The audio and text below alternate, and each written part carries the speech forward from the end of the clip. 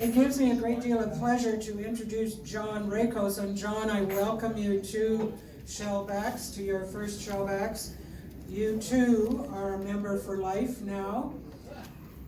John is a retired professor at the University of Ottawa in the field of project management at the MBA and undergraduate levels. He's also a founder and president of Rakos and Associates Consultants Limited. He has consulted with such organizations as Health Canada, the RCMP, and the federal government. John has been sailing for 60 years. He has been sailing since he was 16 when he built his first dinghy. He and his cousin, Peter Falus, converted a 36-foot dory in Halifax, where they sailed those waters. He has experience in many different sailboats in many parts of the world, as his habit was to walk into the nearest marina and offer his skills as a sailor. Today, he will share his adventures when sailing in Australia. Please give John a warm Shellback welcome. Go ahead, John. Thank you very much, Diane. I'm thrilled to be here. If not in person, then online. And as usual, the questions will be held till the end of the talk. But I mean, if you have a drastic question that you need to ask, by all means do so, and we'll try to answer. So here's the outline for the presentation. Where I sail mostly in Australia, although it's a little city called Wollongong, although I've sailed in many other places in Australia as well. As Diane mentioned, I'll talk about how you get rides in every part of the world just by being a little bit friendly.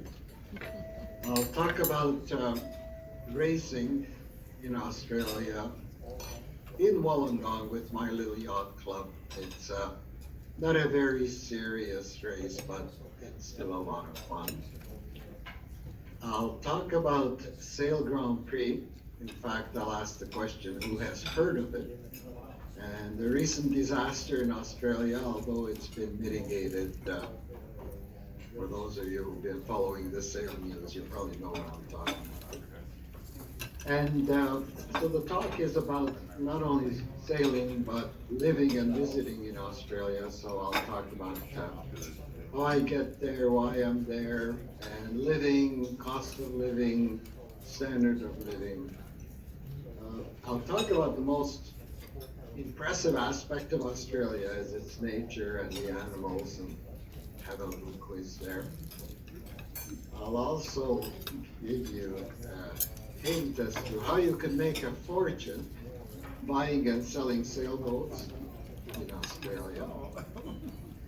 And just to make the presentation a little bit interesting, there's going to be a couple of lies, untruths in my presentation. At the end of the presentation, I'll ask who has caught the untruths, the non-truths in the presentation, okay? Just for the fun of it, so listen, see if you can catch what is not really as what I'm saying.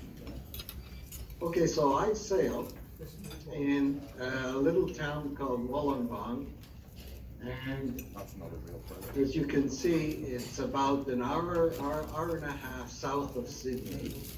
The reason I sail there, the reason I go there is my daughter lives there, Michelle. She moved there about 15 years ago. She took her Bachelor of Teaching in Australia, and as with a lot of young ladies, she met a wonderful Australian man and got married there and got stuck there, which is not bad. She certainly prefers the weather to the Canadian weather, but the opportunity is there for my wife and myself to visit. We've been going almost every year for the last 10 years, excepting the COVID years, of course. And it's a wonderful place to visit. It's quite a tourist area. It's on the ocean. There's a beautiful little escarpment behind it with mountains. It's got its own microclimate. It's got its own microclimate, which is a very, very nice and wonderful sailing. You can see on the left-hand side, the picture here is one of the aspects of it is all of its beaches. Although Australia is all beaches, Wollongong is especially blessed with beautiful beaches. Here is a little bit of a view of where we sail. I don't know if you can see this. Can everybody see the mouse pointer? Yes. Yes, okay. So as you can see, there's a little harbor here, and this is where all these little spots are sailboats. I'll show you a little close up in a couple of seconds, but basically it's a very nicely protected harbor with a breakwater, even has a lighthouse associated with it. So it's ideal, it's a beautiful sailing spot. Here is our little harbor, a better view of it. And as you can see, here's the breakwater that we were talking about before. There's only about 25 sailboats that fit into this harbor, so it's quite small. And Australia is quite good about these things. Just about anything on the ocean has to be public.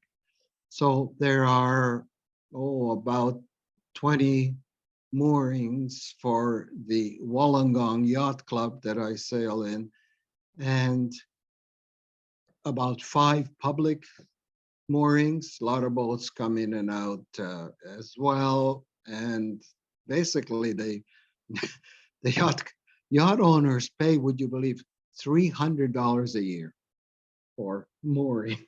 So it's definitely cost effective, much more than I pay at the Nepean Yacht Club. I guess I forgot to mention, I'm a sailor myself. I own a Cal 25. I sail out of the Nepean Yacht Club, and that's how I became known to Diane, I guess, because I gave this talk at the Nepean Yacht Club as well. Now, be that as it may, the interesting part is about coming in and out of this harbor. As you can see, the boats are very close together. Maybe literally, these boats are about maybe 5 or 6 feet apart. I don't know whether you've ever come into a slight, very small berth with a huge wind at your side. But obviously, the ocean, the Pacific Ocean, always has winds. So it's actually one of the greatest challenges is to come into that harbor without hitting the other boats on either side of you. And you probably have seen this, but what I was really impressed with is the fact that most of the boats have 2 very heavy moorings, one that is going to be at the bow and one that's going to be at the back. 2 heavy ropes, maybe about 5 or 6 feet long, coming out of each mooring. And the cleats, of course, are going to be here, and eventually the boat has to be tied up. Obviously, it has to be tied up because it can't turn. We can't turn with the wind because we'd be hitting each other. So we have to be tied up both at the bow and at the aft. So as you come in, so here is your wind. So imagine the boat is coming in from our left-hand side. I don't know, you probably see a mirror image from this side. And as you come in, the crew member at the front of the boat, the bow of the boat, has to catch this connecting line. These 2 heavy mooring lines are connected by a lighter line, which of course is floating.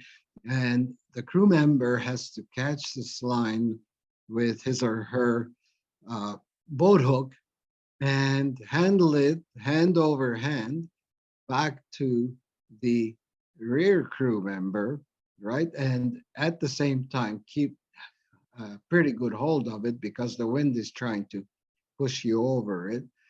So, and as you come in, eventually the front crew member will be able to pull up the heavy rope on the front bow mooring on the bow mooring and hook it in very, very quickly. And at the same time, literally, we do this in about 30 seconds, right? Because the boat is coming in at about 1 or 2 knots.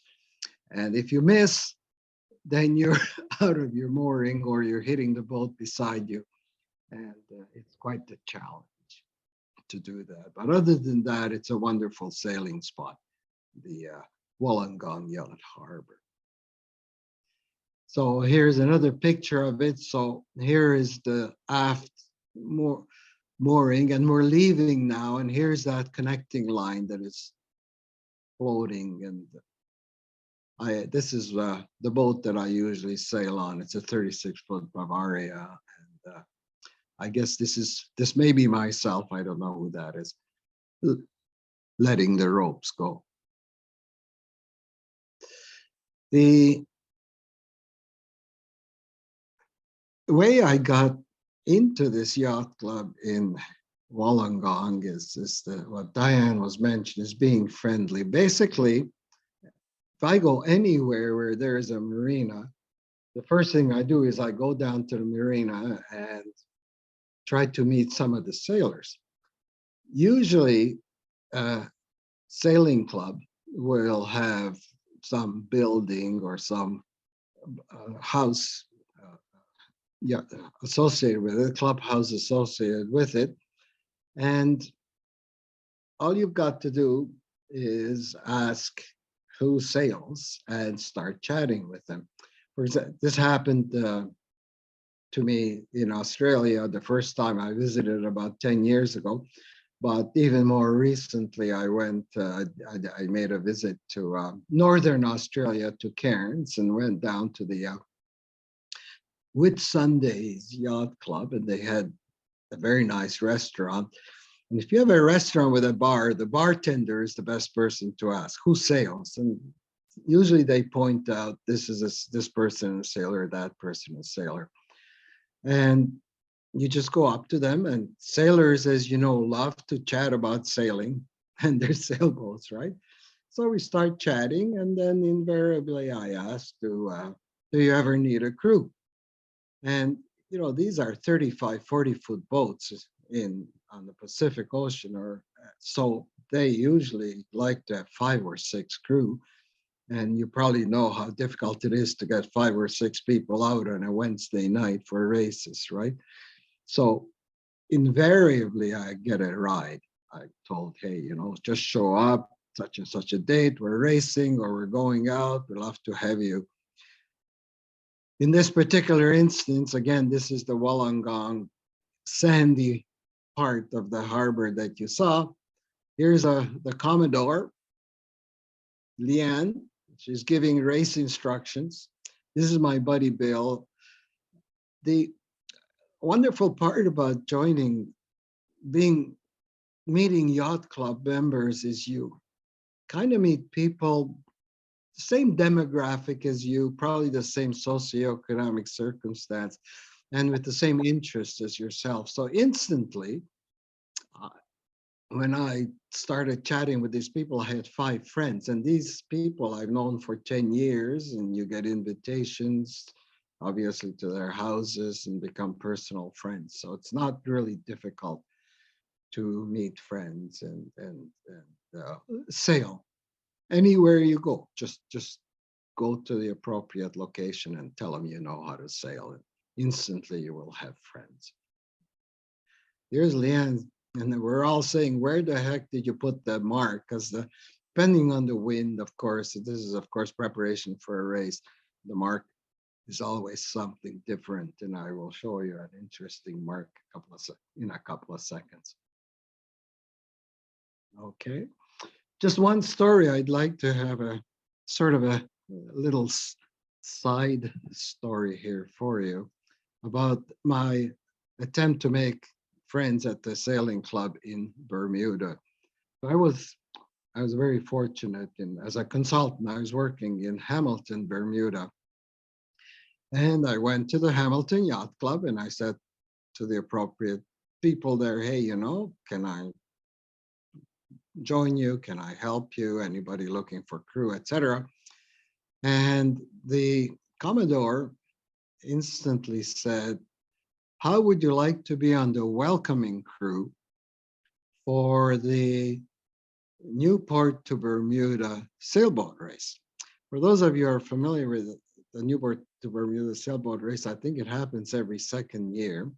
It goes from Rhode Island, Newport, Rhode Island, to Hamilton, Bermuda.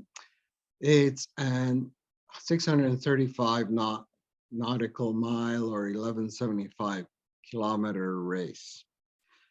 Completely open class. Anybody can join, and of course, you're racing against your class members, right? And there are two major classes, interestingly enough, the electronic and the celestial navigation boats. The electronics obviously have the GPS, radios, etc. The celestials are only allowed to use a compass and a chronograph and steer by the stars, right? The race usually takes about 3 to 4 days to go from Rhode Island to Hamilton for the electronic sailors, and about 5 to 6 days for the celestial, because they're not going in a perfectly straight line like the other people, right? So this happened in June 2006, and you could look that up, but that year, I think it was June 18th, as soon as the race started, a huge southerly gale came up. And as you can imagine, the race is mostly heading toward the southerly direction. So there was about a 50-knot wind from the south, huge winds, storm, rain. About 1/3 of the boats turned back within the first day, most with damage. So most of them, of course, stayed true to the race, stayed on the race, and they were expected to arrive the morning of the third day or fourth day, and my job was to welcome these people onto the island. The most important thing was the immigration officer came up to me and said to me, John, the most important thing that you've got to say to these people is they're not allowed to set foot on the island until I approve them, right? So as with most government bureaucracy, right?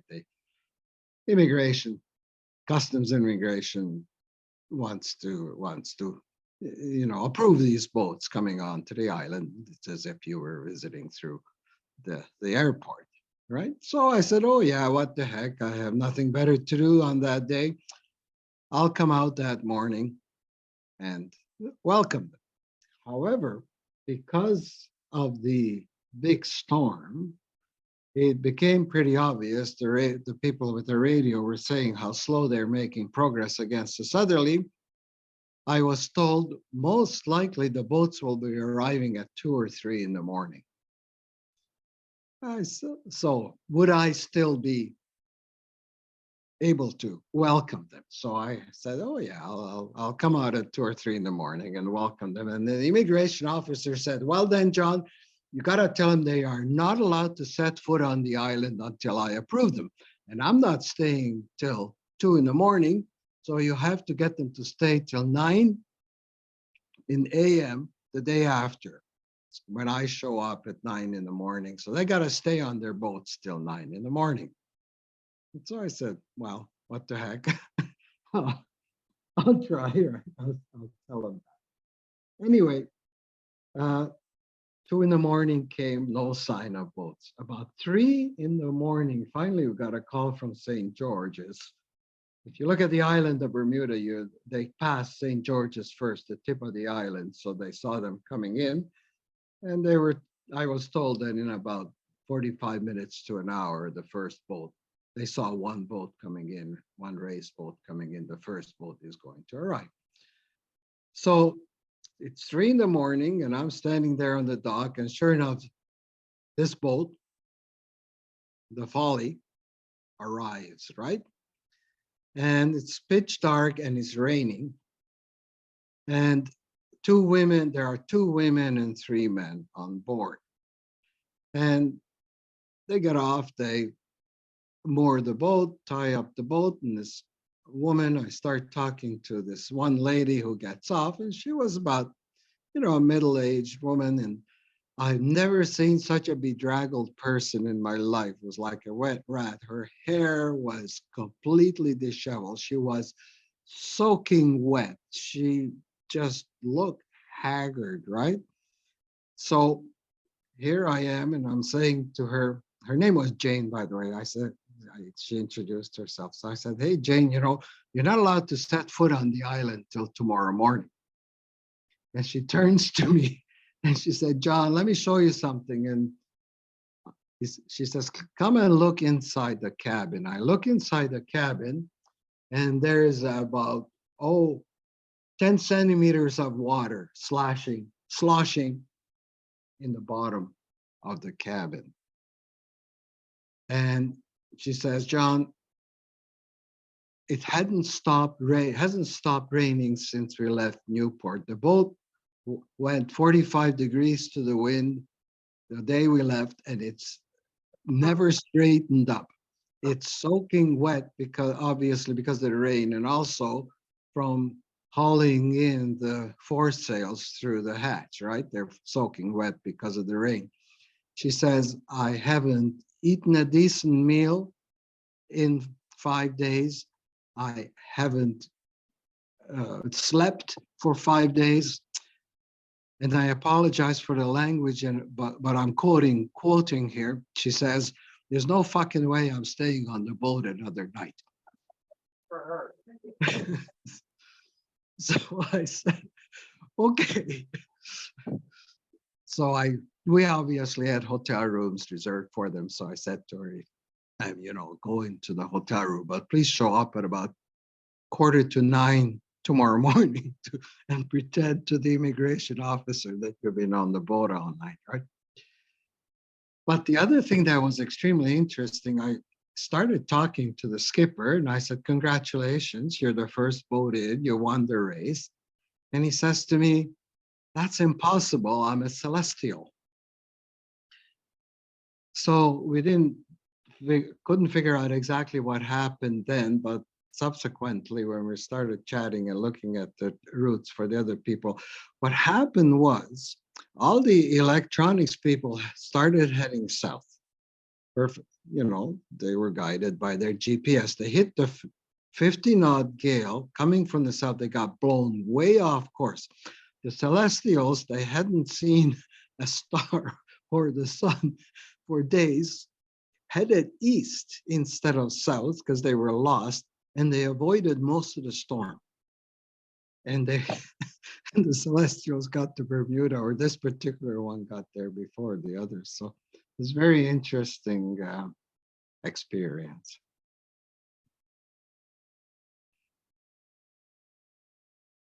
So one of the other interesting thing is since the yacht club is on public land, they kind of have to cater to the general public, and basically we have a lot of fun. Every second Sunday we have serious races, and the alternate Sundays it's open to the public.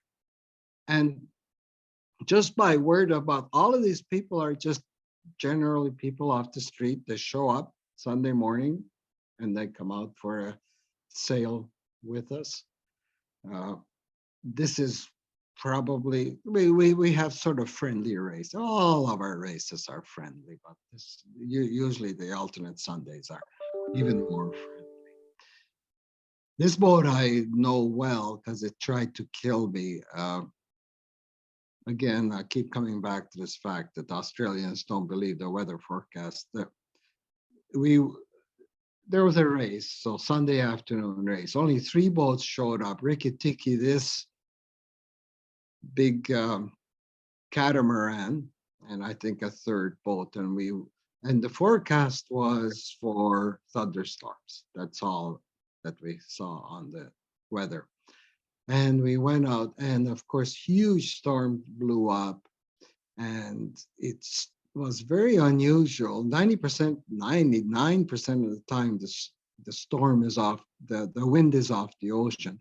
This time, the wind was off the land, so it flew us away from the land instead of toward the land. Usually, you know, you can depend on the fact if something breaks, you'll be blown ashore, but not in this case. And we couldn't put the mainsail up. The wind was so strong. We only had a foresail. And of course, I was saying to my skipper, Adam, hey, start the motor. And Adam admits, oh, it's a short shaft and these huge waves. The propeller would be out of the water most of the time. It gets swept farther away from shore, and it's pouring rain, is lightning. And we were actually finally able to sail in, tacking against the wind with just our foresail. And I don't want to tell you about the words that my wife used on me when I showed up at the dock. Okay, so here is a typical picture of our race. As you can see, these boats are passing the mark, and it's all different classes of boats. And it's, I got to emphasize the fact that there's only 10 to 15 boats racing, so it makes it a lot less, you know, competitive. You know, when we race at the NSC, the European Sailing Club here in Ottawa, there's 100 boats racing. So invariably, when you're at the mark, you're trying to avoid 20 boats. You probably know that. Here, we have 2 or 3 other boats to contend with. So it's not a big deal. It makes the race very nice and friendly and non-competitive. A lot of fun, except when the mark moves. Wollongong is also a huge port, and a lot of these boats are waiting to offload. And I don't know whether you're aware of this or not. It happens a lot of times that these boats got to wait for months before they get a proper berth and unloading equipment. So a lot of times the race is to go around one of the boats that are moored out there on the ocean. In this particular race, as we were going around it, it started moving. It got its permission to dock. And can you imagine what it does to the race when your mark moves? So a little bit of a talk about sailing in Australia. I don't know whether you had opportunity to sail on the ocean, but there's nothing more beautiful than having non-changing wind. The wind is typically 15 to 20 knots, typically off the northeast in Australia, and it stays there. So you set your sails and you're there. You can sail for half an hour without touching the sails. It's beautiful. Versus sailing on in the European Sailing Club, we sail on the Ottawa River. Of course, it's the most gusty location because there's mountains on either side.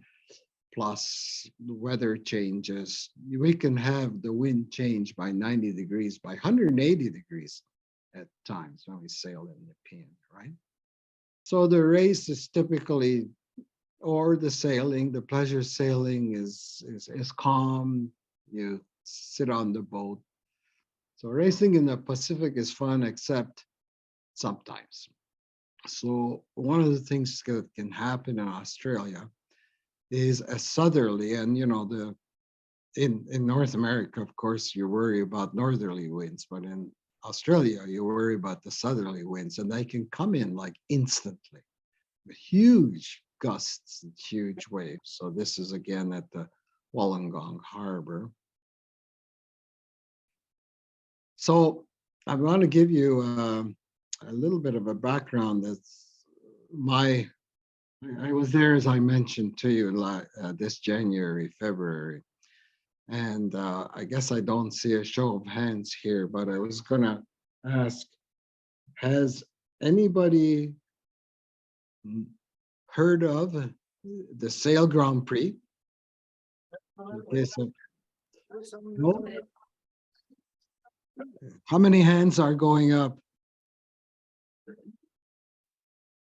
How many hands are going up of the attendees? Graham, can you Oh, no, a general percentage. Most people heard of it or not? Most people have heard of it. Anyway, So I hadn't heard of the Sail Grand Prix till about 2 months ago when I went to Australia. So the Sail Grand Prix was started by Larry Ellison of Oracle fame. And the rumor has it that he had a falling out with America's Cup. As you are aware, he was a Oracle was a big sponsor of some boats in the America's Cup, right? So he seems to have falling out with America's Cup because he started a competing race called the Sail Grand Prix, Sail GP. It only started in 2019. And I guess what Larry Ellison objected to in the America's Cup, it was a very technological contest. So each individual team would invent a new different way of mounting their hydrofoils or putting their rudder, wouldn't tell anybody else. And the technology seems to have won the races. So he wanted to have a truly one design. So the Sail Grand Prix boats, we'll talk about them in a couple of seconds, are very similar to the America's Cup boats, but they are not maintained by the racers. There's one central organization, Sail Grand Prix, who basically is interfacing with a manufacturer. There's only one manufacturer in New Zealand, and the Sail Grand Prix is an organization that interfaces with them, gets the boats from them, and maintains the boats. So the boats are 100% the same, equal, true, one design, right?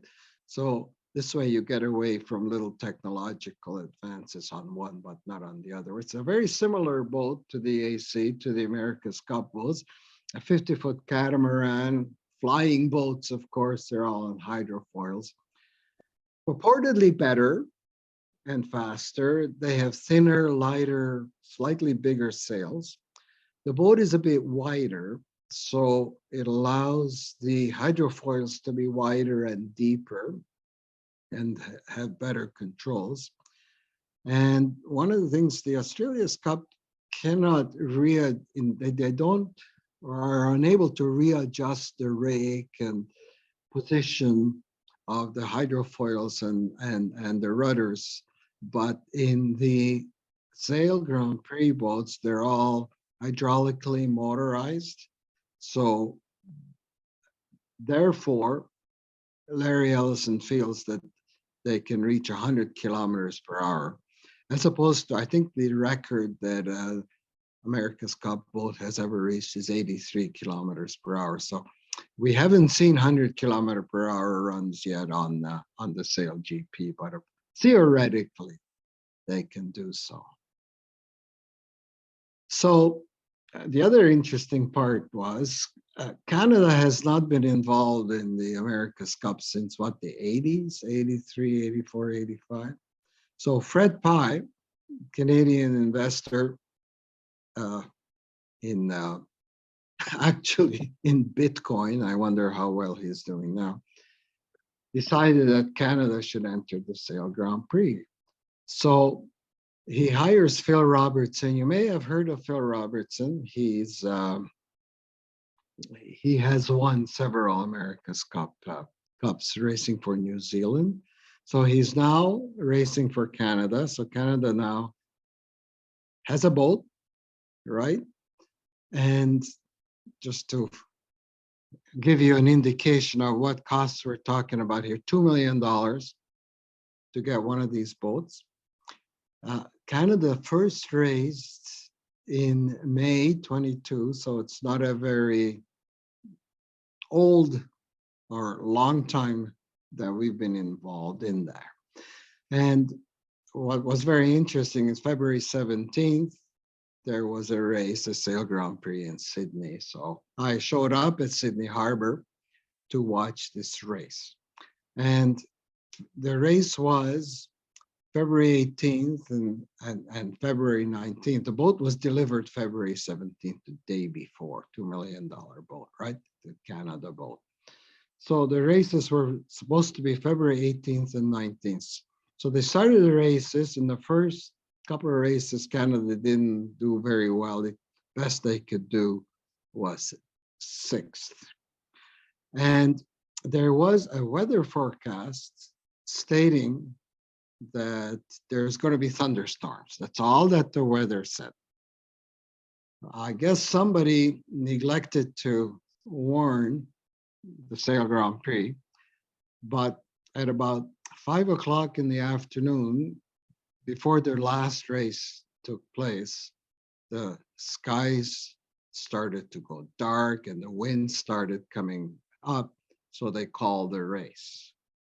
And they of course have to haul these boats out of the water using cranes. And let me show you a YouTube clip as to what happened.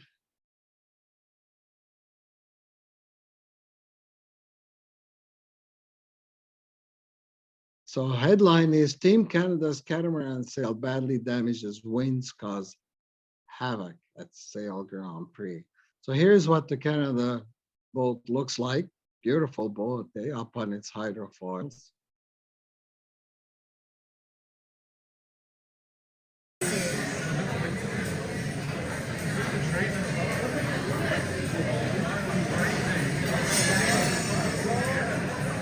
Tops are flying everywhere.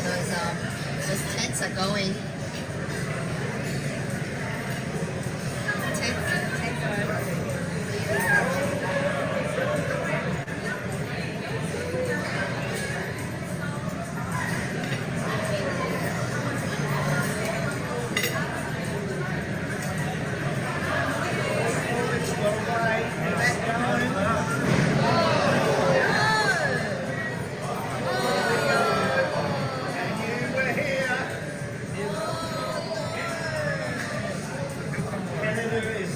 The sail is smashed completely.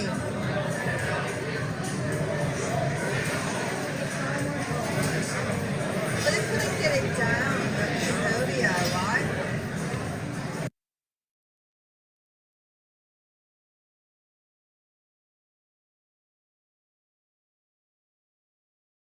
So Canada's boat was destroyed. But interestingly enough, by March 19th, I don't know if they rebuilt the boat or they got a new boat. So this is the race, is March 19th, another Sail Grand Prix race.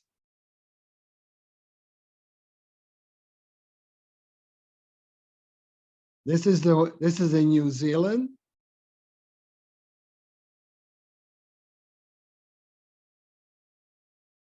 Sorry. Christchurch, as Phil Robertson will steer Canada to their first Sail GP victory, and it comes at the ITM New Zealand Sail Grand Prix. What a job by the Canadians. Wow, clinical there. Just when it in front, so despite the penalty, they made up the ground, and it'll be a right-hand turn. And how about this? A little history made in Christchurch, as Phil Robertson will steer Canada to their first Sail GP victory, and it comes at the ITM New Zealand Sail Grand.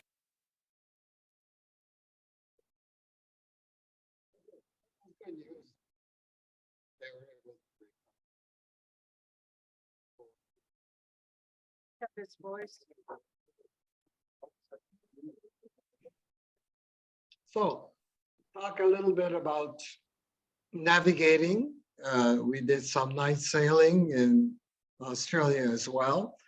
You're pretty well off, as I said. The wind is steady, northeast 15 to 20 knots. Beware of the southerlies. Those are the pictures that I showed you. Those southerlies can come in almost unexpected. Some differences between navigating in Canada and navigating in Australia.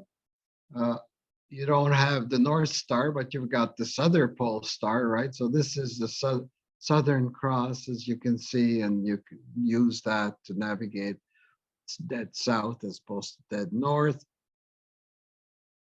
So some differences. Your sun is in the north, right? Your sun's arc is in the north, as opposed to ours, which comes in from the south. Strong cold storms coming from the south as opposed to north. So everything is kind of backwards. The sun rises in the west and sets in the east. Got to get used to that. Sydney Harbor is amazing. The things that you can see in Sydney Harbor. Here's a Volvo Ocean Racer, other races that happen in Sydney Harbor. Beautiful, beautiful boats. It's amazing sailing environment, Sydney. Oops, how did that get there? Well, here's something interesting in Sydney Harbor. There is a bay called Botany Bay. You may have heard of it. And it's the Sargasso Sea of boats. And I've never seen this, but people who want to abandon their boats just kind of moor it in Botany Bay and disappear. There's like 100 boats there. And so if you're good at rebuilding boats, which I guess I am, I like to restore boats. Some of them are not too bad. Look at this, it even has fenders and so on. This is an abandoned boat. You could go tow it away, get yourself a boat. So that's something I've never seen anywhere else in the world. But since, of course, they have thousands and thousands of sailboats, eventually. Now, of course, the government objects and they try to patrol it, but there's no way they can stop it. So let's talk a little bit about costing. One of the things that always interests me is, of course, is chartering. And here's your bareboat day prices. Now, I'm not sure if anybody else has seen Canadian prices. These seem a little bit steep to me. As you can see, a daily charter of a 35-foot boat for like 6 hours is $1,180, $1,180. Overnight, it's $2,450 for this Bavaria 35, which is the boat I tend to sail on. That adds up, right? So if you have a 1 week, we'd like to have a 1 week charter, you're going to be out of pocket quite a bit. Maybe not now, but when we have a discussion perhaps after this, if anybody has chartered anywhere else in the world, they can tell me whether they feel that these are reasonable prices or not.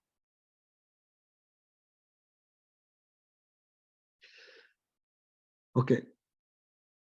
If you are interested in serious sailing, as opposed to just, 2 or 3 hour race on Sunday afternoons, among my 25 friends with their 25 boats in Wollongong, guaranteed that at least one person per week, if not more, will be going on a big ride somewhere.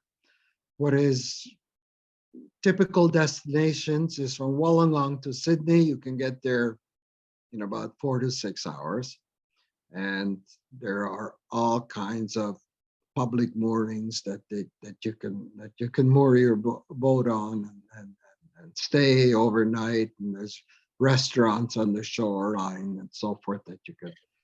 So if you want to go for a 2 or 3 day trip, 6 hours each way, you could find somebody who's heading off to Sydney. Some of them head off to Hobart, which is about 20 hours, right?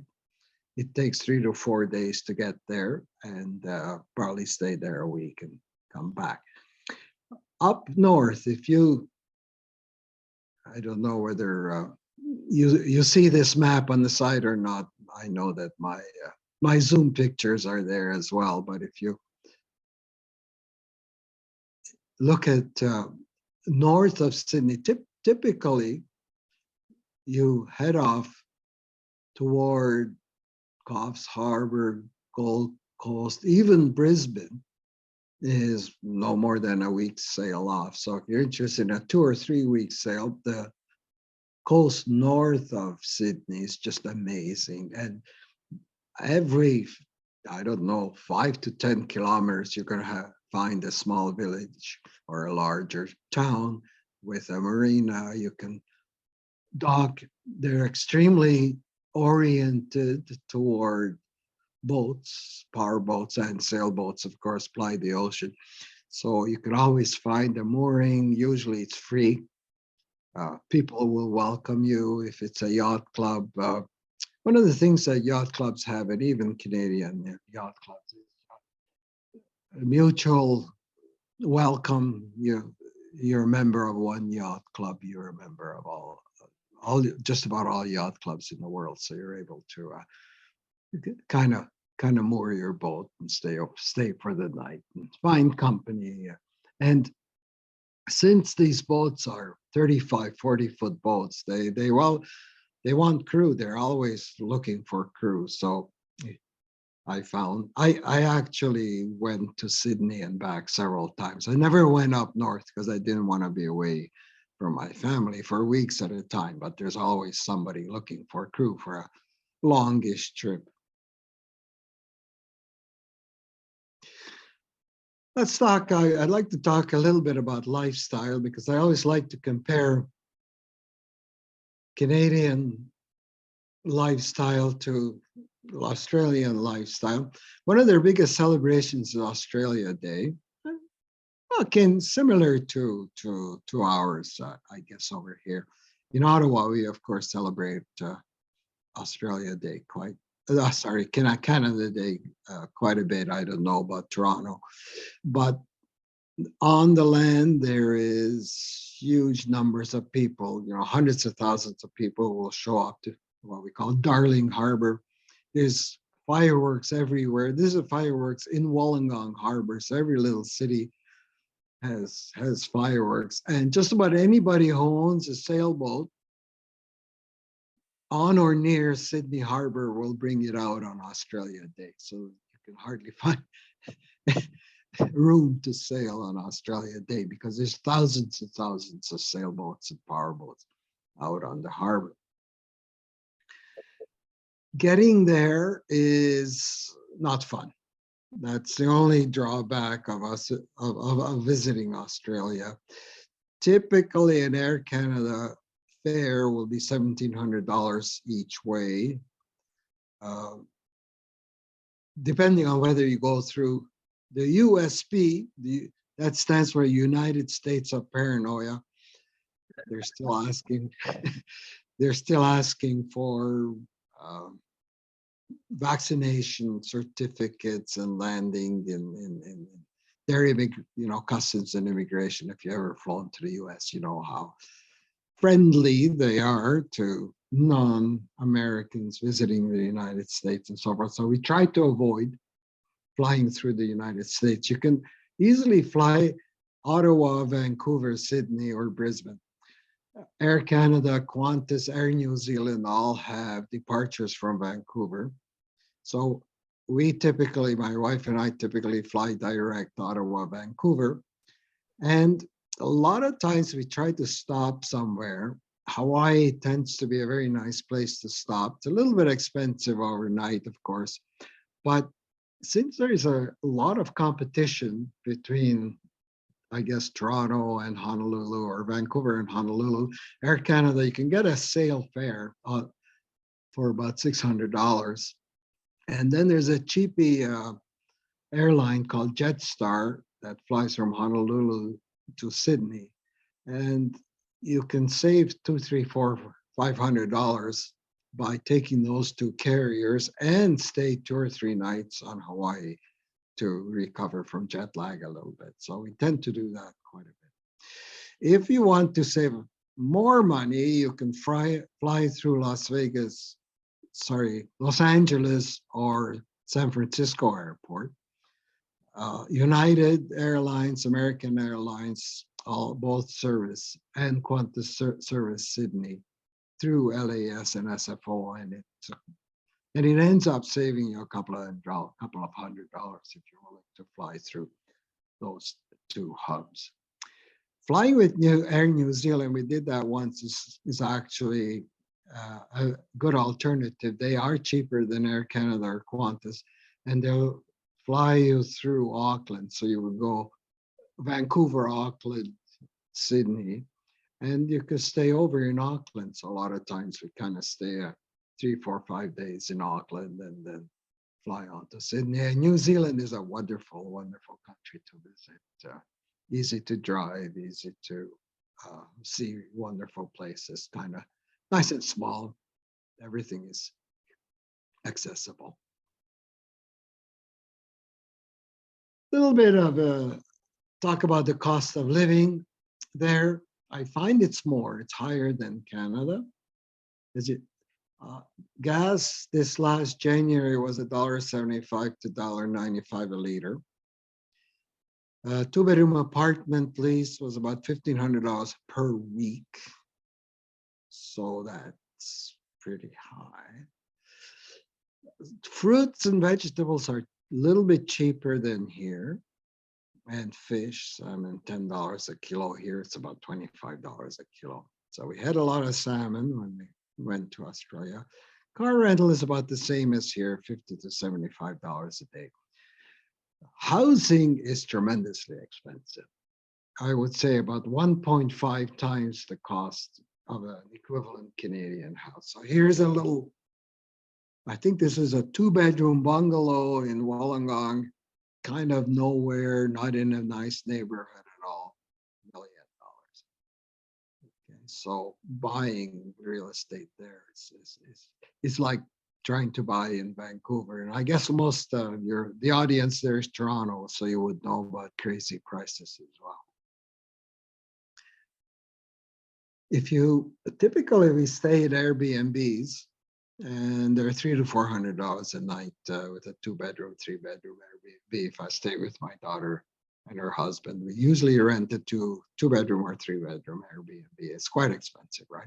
So I said, buying a house or condo will be about 1.5 times the cost. The cost that I was showing you back here for this house is Australian dollars, but Australian dollars are typically 5 to 10% within Canadian dollars. It's very similar in value to Canadian dollars. A lot of people, when I say to them, hey, I go to Australia quite a bit, the first question they ask is, do you drive in Australia? And I invariably answer, it's no sweat. Okay, it's not difficult to drive on the left-hand side. Especially if there are other cars on the road, you just tell your mind, drive on the left, and it comes almost naturally. The two things that are slightly different from Canada are 90% of the intersections are roundabouts. Canadians have not really accustomed themselves to roundabouts, have they? And the roundabout is actually very, very simple to navigate. There's only 1 or 2 rules that you've got to follow.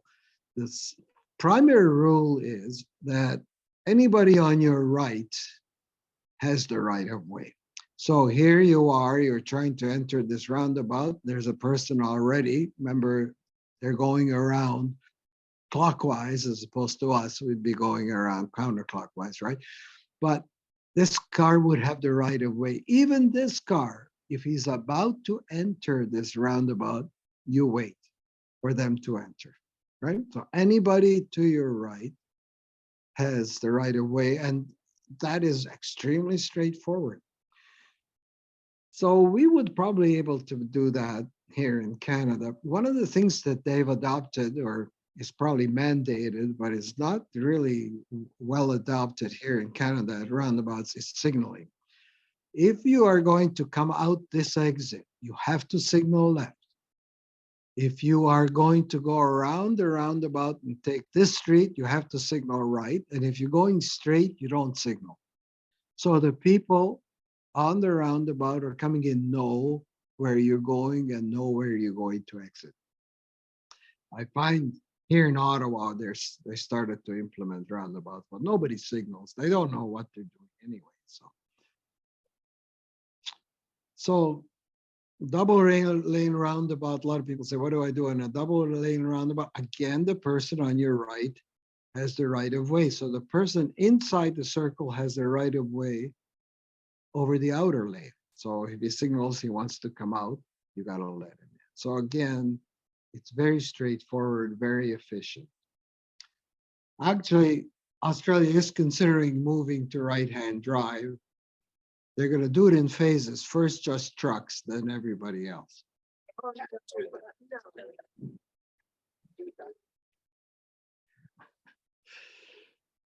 The other thing that you've got to watch out for is the drivers are a little bit more aggressive. They're faster, and they do not give way to pedestrians. Take your life in your hands trying to cross the street, even at a crossing, they do not stop.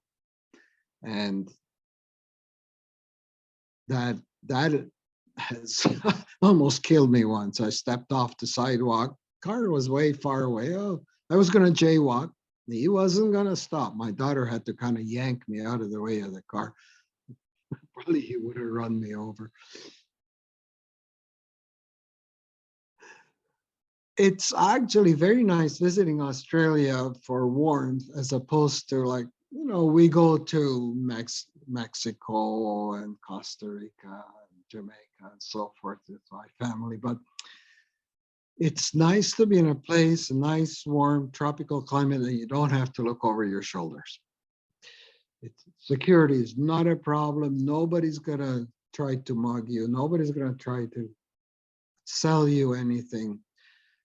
It's just like being in Canada, same kind of conventions, polite people, friendly. It's walk down the street, almost like watching the Crocodile Dundee movie. Everybody kind of says hello to you. It's very friendly people, right? Alcohol is a problem still. It used to be a lot worse about 10 to 20 years ago. Now, I don't tend to see friends getting too drunk anymore. I used to. The wine just flows there, and it's really cheap. It's $2 or $3 for a bottle of Australian wine. So people tend to access alcohol a little bit more, especially the younger people. The other thing, we do have to watch the boats in the harbor. They are, of course, untended. They're not locked up. So kids can swim out of that to the boats, and we have seen boats vandalized. But other than that, I don't see any security issues at all. People are super friendly. You can strike up a conversation anytime. A little bit more friendly than Canadians would be. The interesting thing about business is they're not serious. They're not as serious about North Americans, about business as North Americans. My Australian friend says North Americans live to work and Australians work to live. And the story that I relate sometimes to my friends is that, let us say somebody goes into a Mercedes-Benz dealership in Australia and starts negotiating for $100,000 car. And it's 4:45 and the business is supposed to close at 5, which most Australian businesses do. At 4:45, the salesman, the Mercedes-Benz dealership salesman, is going to say, "Hey, mate, time to go home. Come back tomorrow morning. We'll continue the negotiations." And he would. The client would go home and come back the next day. Can you imagine that happening in Canada?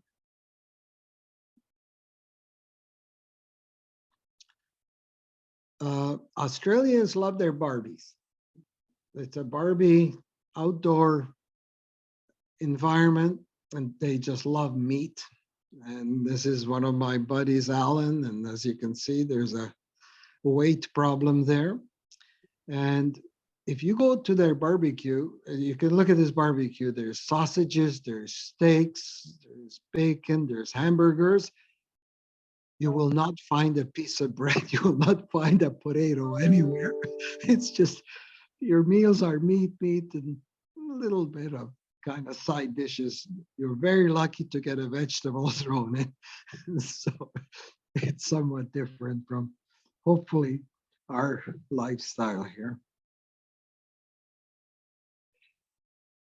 They're extremely beach and outdoor oriented.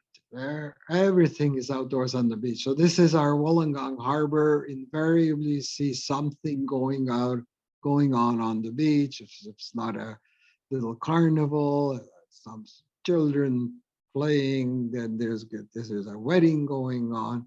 So everything happens outdoors, which is to be expected.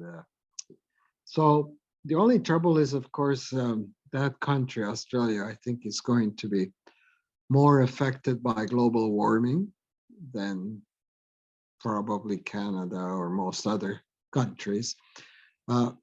Several days this year, we had 47 degrees centigrade. Sydney had 16 consecutive days where the temperature didn't go below 30 degrees centigrade this summer. You know, in Canada, the weather forecast says stay out of the sun, the UV is 8. In Australia, it's 12 to 14 typically, so it's extreme.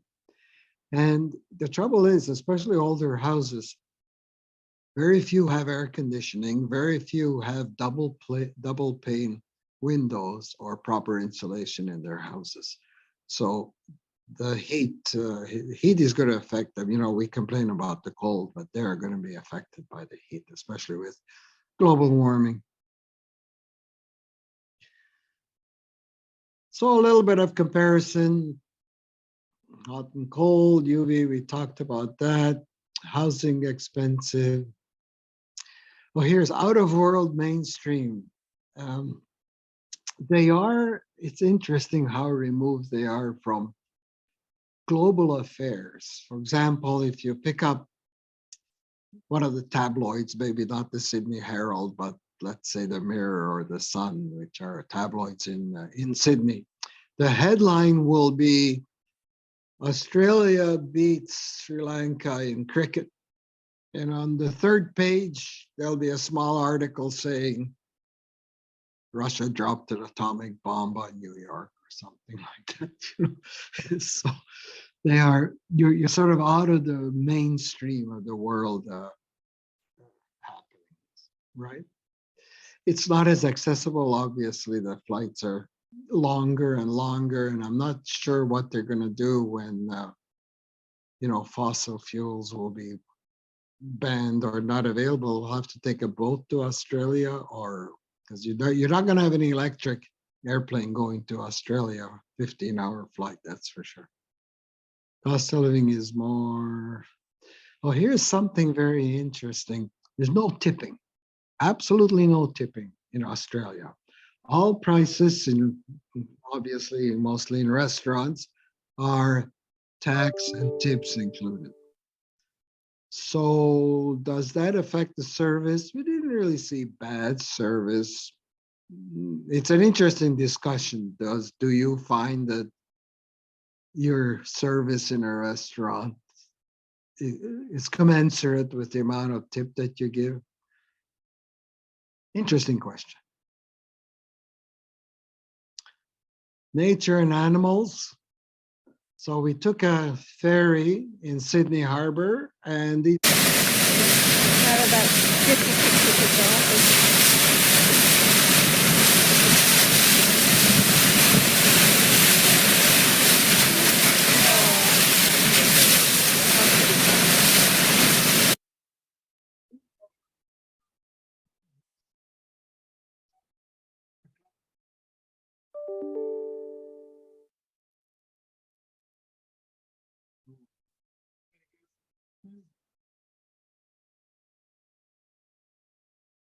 awesome. Actually, we have possums. The only marsupial. This guy was about 6 feet long, by the way, not almost the size of an alligator. It's called a goanna. This is a Wombat. wombat. This is a copperhead at the entrance to a grocery store, one of the world's most poisonous snakes. When we were up north in Cairns, you couldn't go into the ocean unless it was fenced off. These are called stingers. It's a marine jellyfish that could literally kill you if it bites you. And there's thousands of them, so you cannot go swimming in the open ocean in the summer, in January, February, March, up north.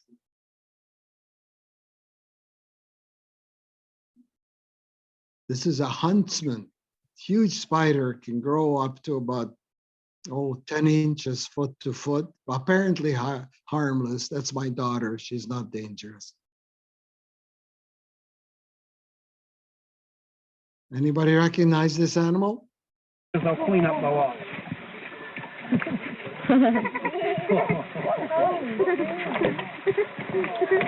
You shouldn't, Peace. You should be guys. He's got it. He's got it. I'm going to have a tug of war now by the looks of it. They're off and running. Give him a bit of exercise. What a good day.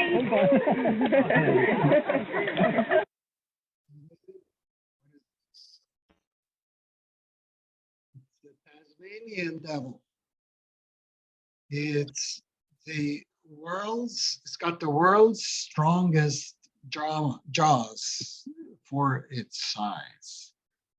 And the problem is they're so stupid that they fight amongst each other, and somehow some nose cancer got into one or two of them. They don't know how, and it immediately spread because they bite each other and draw blood and pass this nose cancer as a virus to each other. So the species is actually quite endangered because of that. Very stupid animal. So lastly, I'd like to say, here's a way you can make a lot of money. So here's an ad in Toronto for a 87 Beneteau 350, 35-foot boat, $29,900 Canadian. The same boat in Australia, $139,000. So I always thought, gee, wouldn't it be intelligent to buy some boats here in North America and sail them down to Australia and sell them there. They're really, really expensive to buy a sailboat in Australia. So there you go. Some thoughts about having a good sail and making money. Okay. Thank you very much, John. That was amazing. When you said you were going to give us, yes, please, a round of applause there. When you said you were going to give us some life in Australia, I didn't expect it to be so much off the water, but it was fascinating how much it cost to get there. Everything you told us was terrific. Are there any questions or comments from our audience here or online? George. Well, I noticed several things that weren't true, but Yeah, we'll get to that. And one comment, Air New Zealand has just announced nonstop New York to Auckland. So another route to add to your PowerPoint there, John. Any other questions or comments, either from this audience or online? Anything online, Graham? Not yet. Oh, Ron, did you have one? I would just point out that I think the sun rises in the west, in the east, and sets in the west, even in Australia. That is true. That's one of the untruths. Did you find the other ones? Anybody find another one there? Okay, a couple more coming up here. Yes, they're not considering the warm season weather. So they're considering right-hand drive. They're already on right-hand drive. Okay, go ahead. Now the warm So season. they drive on the left. They drive a right-hand. They drive a right-handed drive car. I'm sorry, okay, I meant to say they're considering right side of the road, but do you think they would implement that with the trucks being first and everybody else later? Now, what are the cold season temperatures around the sailing areas? Could you answer that, John? What are the cold season temperatures as opposed to those very hot temperatures in the summer? The winter would be 10 to 15 degrees. Okay. 10 to 15 It's really degrees. funny. Oh, we have a question from Seamus. Go ahead, Seamus, unmute yourself. I didn't hear that. So somebody's. Hello? Yeah, you're being heard, Seamus, go ahead. Dan. You are? John, I'd like to compliment you on excellent presentation and so well organized. And as a retired teacher, I must compliment you on putting in false information to maintain our attention. I didn't notice anyone fall asleep during this presentation. But when I was in Australia way back in 1986, part of my travels were by bus from Cairns. Well, I went by train from Cairns up to the Atherton Highlands, which reminded me of southern Ontario. It was a farming area, and I was traveling by a local bus, and I got to know the bus drivers, and the driver said to me, well, we're stopping in here for a smoko. I said, what's a smoko? A break. Well, I said, that's great. So he'd introduce me to local people. So then the next town, we stopped for another smoko. And I discovered that the bus drivers there are honorary editors of the Bush Telegraph. There are very few, if any, newspapers in the outback. And so the bus drivers, truck drivers, they bring their edition of news from one town to the other, you know? And where I live in my condo, I'm the one of the honorary editors of the Bush Telegraph. And we have a lot of fun with that. But thank you, and I found it very interesting that what you remarked about sailing in Nepean. We are surrounded on the Ottawa River by mountains. I learned how to sail on Loch Derg in Ireland, where the River Shannon flows through. It's the longest river in the British Isles, and we had to contend with the same thing. We had mountains on the west, protecting us from the Atlantic 40 miles on the other side, and we also had mountains in Tipperary on the east. And sometimes we would get sudden gusts, gales, and without warning would come and would completely turn a very calm lake into a very turbulent lake. I appreciated that comparison between Nepean and Wollongong, and thank you very much again. It was a fascinating presentation. Thank you. David, did you have just a minute? Let me bring the mic. G'day. I used to do a lot of diving work in marinas on various boats. I was just wondering what the saltwater crocodile situation was like over there. Do you know that, John?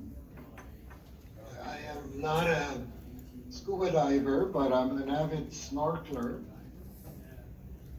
And diving, of course, is very popular. Still, any ocean activity, outdoor activity is popular in Australia.